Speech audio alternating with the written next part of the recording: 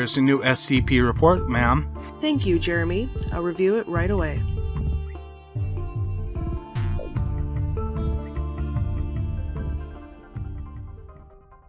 Welcome to SCP Reports. I'm SR Hellsing. Today's SCP is SCP-688, Hole Dwellers.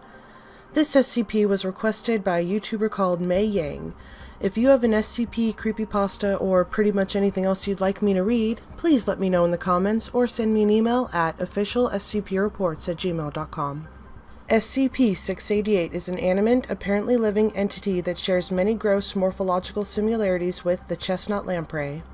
However, it differs in several key respects. SCP has no external sensory organs, gills, or cloacal openings. SCP-688 is also much larger and varies considerably more in size, ranging from 10 centimeters to over 200 centimeters in length. SCP-688 is also found in a more varied habitat and has been found as far south as, and as far north as, above ground, in burrows, as well as underwater. Unlike the Chestnut Lamprey, 688 is an ambush predator rather than a parasite. 688 will inhabit a nesting site that conceals its body from the light and anchor its mouth to an external opening. While in the nesting site, 688 does not move and will consume all biological matter that enters the opening. These nesting sites can be naturally occurring or man-made as long as there is limited light exposure and some minimal biological matter entering on a periodic basis.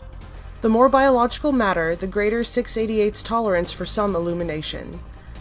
No example of 688 has been discovered outside an active nesting site, and it is unknown how or even if these entities move in the wild or how they find sites to nest in.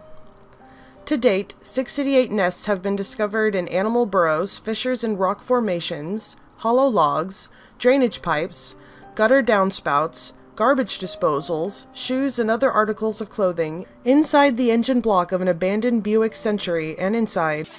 Once any biological matter enters SCP-688's mouth, inward curving teeth will seize it and pull it into the SCP-688's digestive tract with enough force to pull in prey substantially larger than either SCP-688's apparent size or the diameter of its nesting site. Matter seized by 688 has proved impossible to retrieve.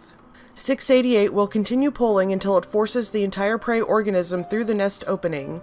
A 68-kilogram Great Dane was observed being pulled through a 20-centimeter pipe in less than 3 seconds, or until the prey organism's body suffers mechanical separation from the part being consumed. During an experiment, one D-Class personnel placed her index finger into an infected light socket. In 1.8 seconds, she lost her left arm to the elbow and suffered a degloving injury up to the shoulder, at which point her elbow joint separated and she fell back from the nesting site. 688 is able to ingest an apparently unlimited amount of organic material without excreting, changing in size, or gaining any mass. This is apparently due to a digestive system that leads to an extra-dimensional organism. This also leads to 688's novel method of escaping from perceived threats. If exposed to bright light, or if dislodged from its nesting site, its mouth will retreat inside, pulling 688's outer skin after itself. As it does this, 688's body will appear to reduce in volume in a manner that has been described as an empty balloon turning inside out or a sock rolling in on itself. This will continue until 688 disappears completely.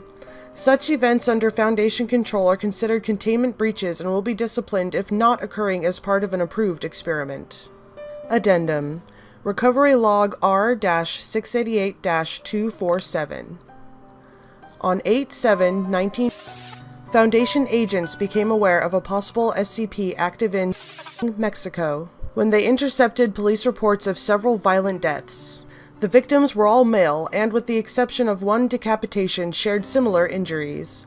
The victims' genitals had been forcibly removed along with several pounds of other tissue. In one case, this missing tissue included the prostate, bladder, kidneys, and several feet of intestine, causing death by exsanguination. The investigating agents traced the victims to a local brothel where it was determined the victims, when confronted, Mrs. admitted to killing the men, showed no remorse, and claimed the investigating agents were not immediately aware of the possibility of SCP-688 involvement and captured her in accordance with standard protocols for medium-risk humanoid SCP recovery. Once in Foundation custody, examination discovered a 28-centimeter long SCP-688 had nested within Mrs. partially displacing and disentending the uterus. Mrs. could not provide any insight into its origins.